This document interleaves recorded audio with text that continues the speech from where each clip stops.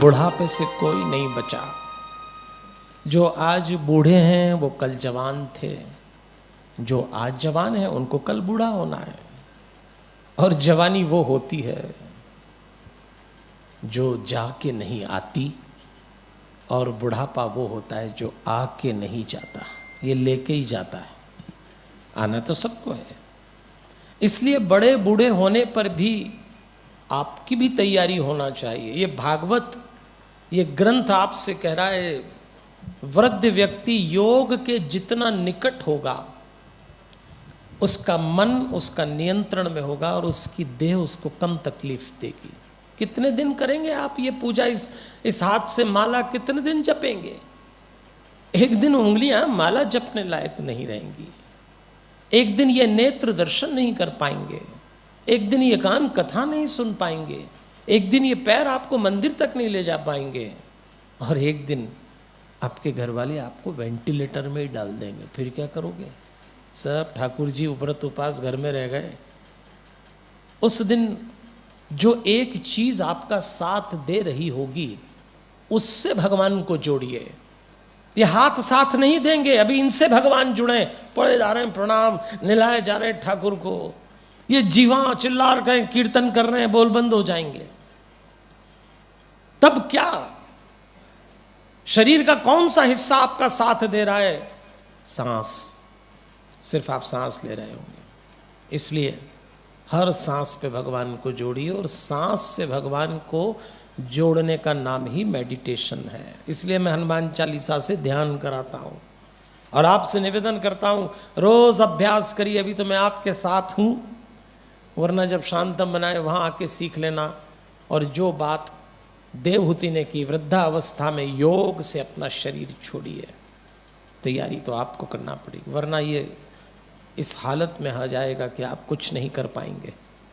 इसलिए ब्रह्मा जी ने आके अपने पोते को समझाया, तो बूढ़े लोगों को अपनी तैयारी करना चाहिए। अब आप जब बूढ़ा आदमी हो जाता है तो बुढ़ापा तो भाई दुख देता ही है, एक तो शरीर साथ नहीं देता, वो जो बड़े बड़े काम उछल कूद के बड़े उत्साह से किए सब ढीला हो जाता है।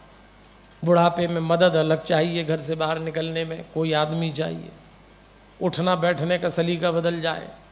हम तो कहते हैं बुढ़ापे में आदमी को मेहमान हो जाना चाहिए अपने ही घर में। दुनिया में तो हो ही, आप कब किसकी आरएसी क्लियर हो जाए, बहुत सारे आरएसी वाले ही बैठे होंगे अपन लोग। हाँ, ये गए।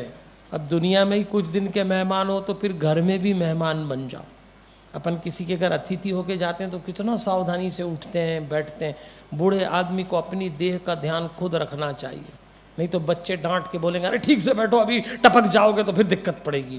बोलते हैं बच्चे, अभी हड्डी टूट जाएगी फिर हम परेशान हो जाएंगे। और सही बात है, वो काम धंधा करे, किसके पास टाइम है भाई? पहले 5-7 बच्चे होते थे, पहले के लोग 5-6 बेटे बेटी पैदा इसीलिए करते कि एक खाली रहे अपने बुढ़ापे में समा। कई तो बोलते ही थे ये स्पेयर है हमारे लिए।